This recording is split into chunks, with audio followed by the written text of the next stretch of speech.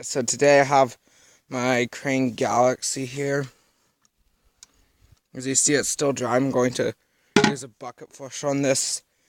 The only reason I'm using a bucket is because our hoses aren't connected because it's still snowy. In case you're wondering about my Plebe, I'm going to save the best for last. This thing has no dates down. Pretty sure everything in here is original. Except the lever. Maybe they did that weird Canadian lever here. I don't really know though. Okay, so as you can see, I filled the tank with water. So, Crane Galaxy toilet. Here's the first flush.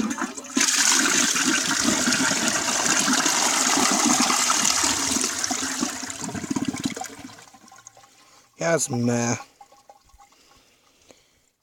Yeah, I'd much have rather done this by hose, but at least I can flush toilets again.